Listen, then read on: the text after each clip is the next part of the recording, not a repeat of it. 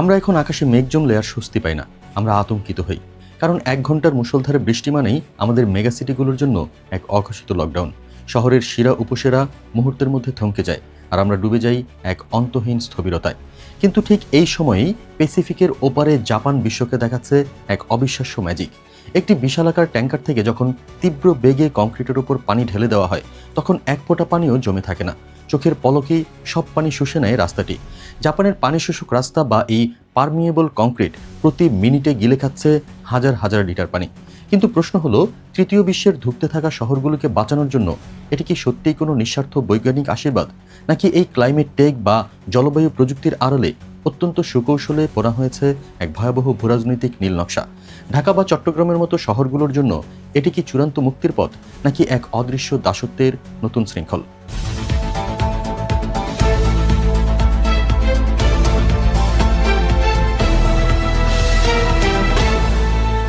আজ আমরা এমন এক প্রযুক্তি নিয়ে কথা বলবো যা শুধু আমাদের শহরের রাস্তায় বদলাবে না, বদলে দিতে পারে পুরো বৈশ্বিক অর্থনীতির সমীকরণ।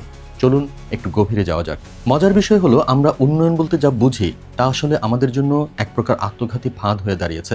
বর্তমান ঘটনা প্রবাহের দিকে গভীরভাবে তাকালে আমরা দেখতে পাই, বর্ষাকাল আমাদের কাছে একসময় আশীর্বাদ ছিল, কিন্তু এখন তা পরিণত হয়েছে এক ভয়াবহ আতঙ্কের নামে।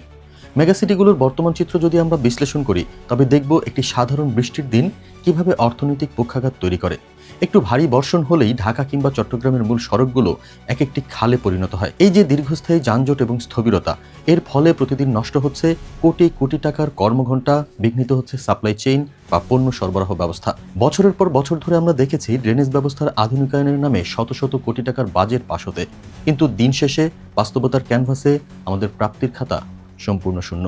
ঠিক এই ভয়াবহ অচলাবস্থার বিপরীতে বিশ্বের আরেক প্রান্তে সূর্যোদয়ের দেশ জাপান লিখছে এক সম্পূর্ণ ভিন্ন ইতিহাস। সেখানে উদ্ভাবিত হয়েছে প্রকৌশলবিদ্যার এক অত্যাশ্চর্য মাস্টারপিস, যা সাধারণ মানুষের চোখে কোনো সায়েন্স ফিকশন সিনেমার দৃশ্য বলে মনে হতে পারে। যখন হুড়মুড় করে হাজার হাজার লিটার পানি রাস্তার বুকে আছড়ে পড়ে, তখন স্বাভাবিক নিয়মে সেখানে একটি ছোটখাটো বন্যার সৃষ্টি হওয়ার কথা। কিন্তু সবাইকে অবাক করে দিয়ে পানি পড়ার সাথে সাথেই তা যেন এক অদৃশ্য জাদু বলে শুষে নেয় রাস্তাটি। এই শান্ত ধীরস্থির কংক্রিটের নিচে যেন এক বিশাল কৃষ্ণার্ত দৈত্য ঘাপটি মেরে বসে আছে। এই জাদুকরী রাস্তাটির নাম পারমিয়েবল কংক্রিট।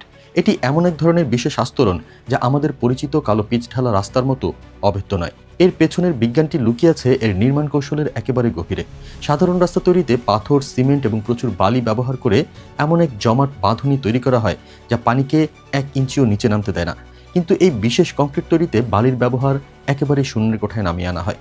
পাথরকুচি এবং সিমেন্টের এক বিশেষ অনুপাতের কারণে ঢালাইয়ের ভেতরে প্রায় 15 থেকে 35% পর্যন্ত ফাঁকা জায়গা বা ভয়েড স্পেস থেকে যায়। এই অসংখ্য ক্ষুদ্র ছিদ্রগুলো মূলত এক একটি প্রাকৃতিক ফিল্টার বা ছাঁকনির মতো কাজ করে এবং দ্রুত পানি শুষে নেয়। এটি কেবল একটি দেশের অভ্যন্তরীণ সাফল্য নয়, বরং এটি সমগ্র বিশ্বের ভবিষ্যৎ নগর পরিকল্পনার এক নতুন টাইম বোমা, যার বিস্ফোরণ আধুনিক সভ্যতার গতিপথ সম্পূর্ণ পাল্টে দিতে পারে। এখন আমাদের বুঝতে হবে, এই প্রযুক্তির উদ্ভব হঠাৎ করে একদিনে হয়নি। গত 5 থেকে 10 বছরের ইতিহাসের দিকে তাকালে আমরা স্পষ্টভাবে দেখতে পাবো পৃথিবীর জলবায়ু কিভাবে চরম ভাবাপন্ন হয়ে উঠেছে এবং কিভাবে আমাদের পুরনো নগর পরিকল্পনাগুলো তাসের ঘরের মতো ভেঙে পড়ছে। আজ থেকে 1 দশক আগেও ঢাকা শহরের ড্রেনেজ ব্যবস্থা বা চট্টগ্রামের খালগুলোর যে অবস্থা ছিল, তা বর্তমানের এই চরম এবং আকস্মিক বৃষ্টিপাত সামাল দেওয়ার জন্য একেবারেই প্রস্তুত নয়। গত 1 দশকে মেগাসিটিগুলোর এই পতন আমাদের চোখের সামনে অত্যন্ত স্পষ্ট। আমরা দেখেছি কিভাবে নিউ ইয়র্কের মতো উন্নত শহর কিংবা দুবাইয়ের মতো মরুভূমির অতি আধুনিক নগরীও অপ্রত্যাশিত বৃষ্টির কাছে চরমভাবে হার মেনেছে। এই ধারাবাহিক প্যাটার্ন আমাদেরকে একটি ভয়াবহ সত্যের মুখোমুখি দাঁড় করিয়ে দেয়। প্রচলিত কংক্রিট সভ্যতা আর কোনোভাবেই টিকতে পারছে না। ইতিহাস ঘাটলে দেখা যায়, আধুনিকায়নের নামে আমরা মাইলের পর মাইল মাটি দিয়ে ঢেকে দিয়েছি অভেদ্য পিচঢালা কালো রাস্তায়। মাটির শ্বাস নেওয়ার বা পানি শোষণ করার সমস্ত প্রাকৃতিক পথ আমরা নিজ হাতে অত্যন্ত নিষ্ঠুরভাবে বন্ধ করে দিয়েছি। এর ফলাফল হিসেবে আমরা পেয়েছি ভয়াবহ আরবান হিট আইল্যান্ড ইফেক্ট বা কংক্রিটের তাপীয় দ্বীপ। এই কংক্রিটের জঙ্গলগুলো দিনের বেলা সূর্যের তাপ নিজেদের ভেতর আটকে রাখে এবং রাতের বেলা সেই তাপ বিকিরণ করে শহরগুলোকে এক একটি জ্বলন্ত অগ্নিকুণ্ডে পরিণত করে। অন্যদিকে বৃষ্টির পানি নিচে যেতে না পারায় মাটির নিচের পানির স্তর প্রতি বছর আশঙ্কাজনক হারে নিচে নেমে যাচ্ছে। জাপান এই চরম সত্যটি অনুধাবন করতে পেরেছিল বহু আগেই। ঘন ঘন টাইফুন এবং সামুদ্রিক জলোচ্ছ্বাসের সাথে প্রতিনিয়ত লড়াই করতে করতে তারা বুঝতে পেরেছিল যে প্রকৃতির সাথে যুদ্ধ করে কখনো টিকে থাকা সম্ভব নয়, বরং প্রকৃতির সাথে সন্ধি করতে হবে। আর সেই গভীর উপলব্ধি থেকেই জন্ম নেয় এই স্মার্ট সিটি ইনফ্রাস্ট্রাকচার। তারা তাদের প্রচলিত ড্রেনেজ ব্যবস্থার ওপর নির্ভরশীলতা কমিয়ে পুরো শহরকেই একটি স্পঞ্জ বা শোষক যন্ত্রে পরিণত করার ইতিহাস রচনা করেছে। এই ক্লাইমেট রেজিলিয়েন্ট ডেভেলপমেন্ট এখন আর কোনো বিলাসী চিন্তা নয়, বরং এটি আগামী প্রজন্মের জন্য টিকে থাকার সবচেয়ে বড় শর্ত হয়ে দাঁড়িয়েছে। ইতিহাস আমাদের বারবার শেখায় যে যারা সময়ের সাথে নিজেদের পরিকাঠামো আপডেট করতে পারেনি তারা সভ্যতার দৌড়ে ছিটকে পড়েছে। দর্শক, এবার চলুন প্রবেশ করি এই গল্পের সবচেয়ে রোমাঞ্চকর এবং জটিল অংশে। প্রশ্ন হলো, এই পুরো প্রক্রিয়ায় পর্দার আড়ালের আসল খেলোয়াড় কারা? সাধারণ মানুষের চোখে এটি কেবল একটি পরিবেশ বান্ধব উদ্যোগ বা পানি শোষক রাস্তা মনে হলেও আন্তর্জাতিক রাজনীতির দাবার বোর্ডে এর হিসাব সম্পূর্ণ ভিন্ন। বর্তমান বিশ্বে সবচেয়ে বড় এবং নীরব যুদ্ধ চলছে প্রযুক্তির অর্থনীতি নিয়ে। ভূরাজনীতির দাবা খেলায় এখন আর কেবল সামরিক অস্ত্র দিয়ে আধিপত্য বিস্তার করা যায় না, এখন আধিপত্য কায়েম করা হয় স্মার্ট ইনফ্রাস্ট্রাকচার বা আধুনিক অবকাঠামো দিয়ে। এখানেই আসে চীনের বেল্ট অ্যান্ড রোড বা BRI উদ্যোগের প্রসঙ্গ। আমরা সবাই জানি চীন এশিয়া, আফ্রিকা এবং ইউরোপ জুড়ে বিশাল সব ব্রিজ, সমুদ্রবন্দর এবং হাইওয়ে তৈরি করে একচেটিয়া অর্থনৈতিক বলয় তৈরি করছে। তাদের এই আগ্রাসী প্রসারের বিপরীতে জাপান কিভাবে নিজেদের অবস্থান টিকিয়ে রাখবে? জাপান বেছে নিয়েছে এক ভিন্ন এবং অত্যন্ত তীক্ষ্ণ কৌশল।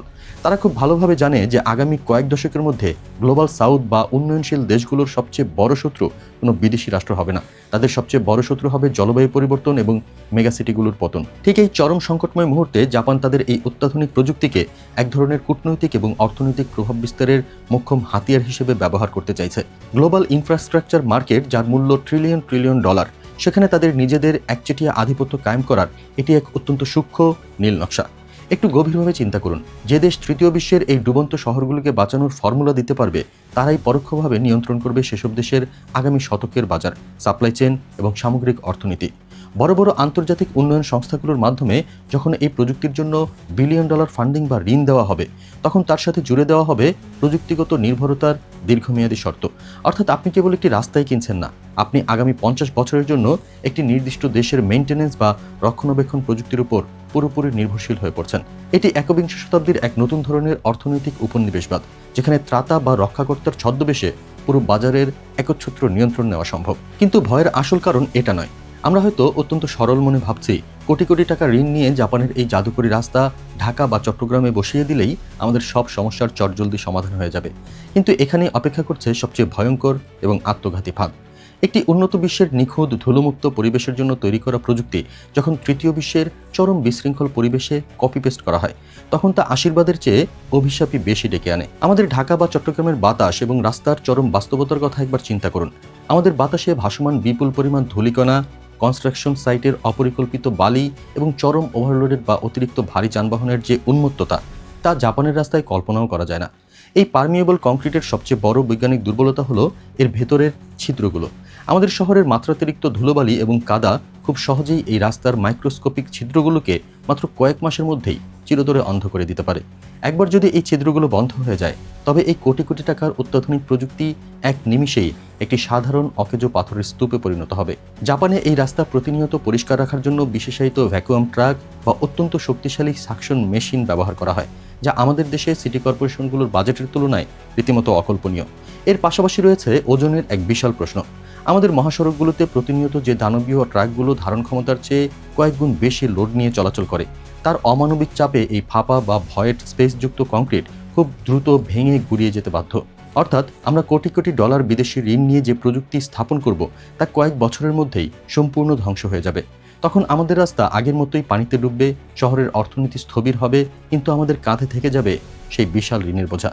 না বুঝে প্রযুক্তির অন্ধ অনুকরণ কিভাবে একটি দেশকে চরম বিপর্যয়ের দিকে ঠেলে দিতে পারে, এটি হবে তার সবচেয়ে ভয়াবহ উদাহরণ। তাহলে কি এই চরম মহাবিপর্যয় থেকে রক্ষা পাওয়ার সব পথ একেবারেই বন্ধ?